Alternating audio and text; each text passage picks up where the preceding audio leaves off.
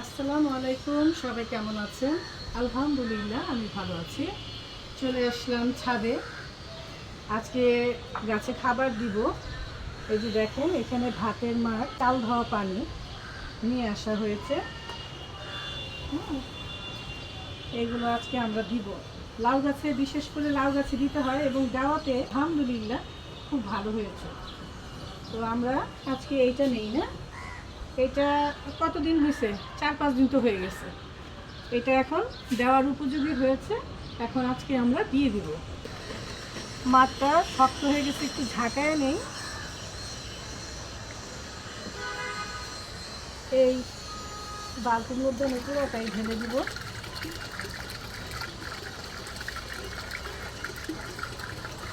এটা কিন্তু খুব ভালো, এই খাবারটা গাছের জন্য।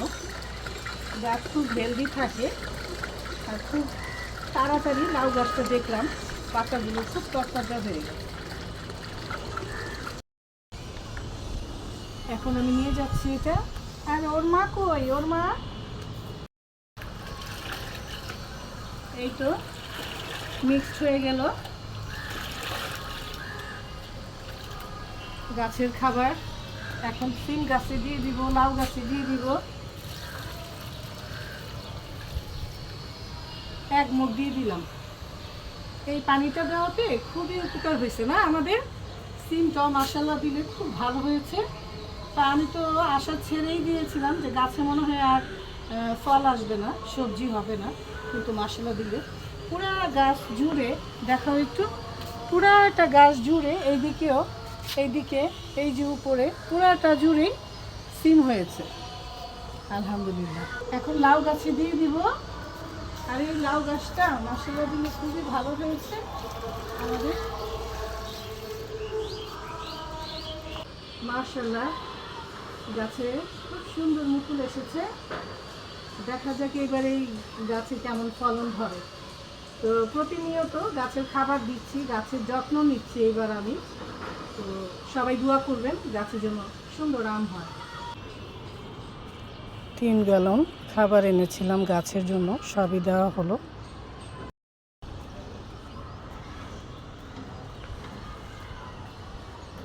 ছাদে এই জায়গাটায় বসে আমি অনেক সময় লাইভ করেছি, দেখেছেন তো। ওই যে পিছনের গাছটায় কি সুন্দর ফুল ফুটেছে, বেশি না, অল্প অল্প ফুল ফুটেছে, তারপরেও খুব ভালো লাগছে।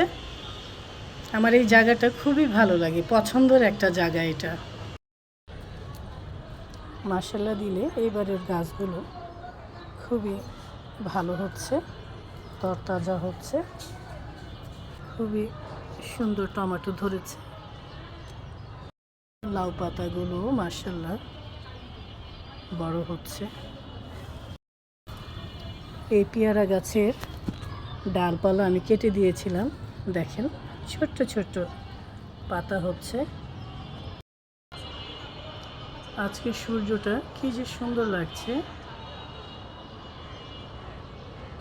বিকেলবেলাটা বেশিরভাগ সময় আমি ছাদে কাটাই, গাছগাছালি দেখি, গাছের খাবার দিই, গাছের যত্ন নিই।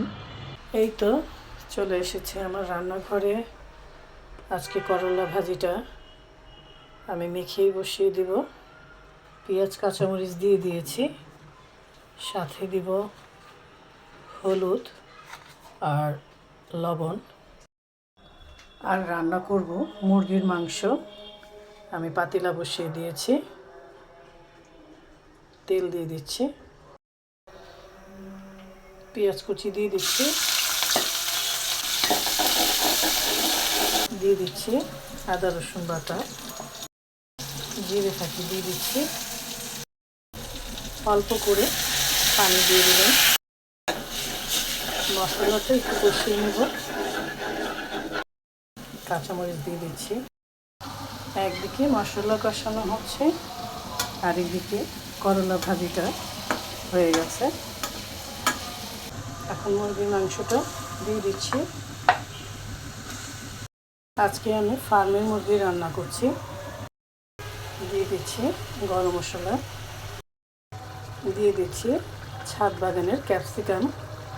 মুরগির মধ্যে খুব ভালো একটা সেন্ট আসবে আর খেতেও ভালো লাগে। টমেটোর সস দিয়ে দিচ্ছি।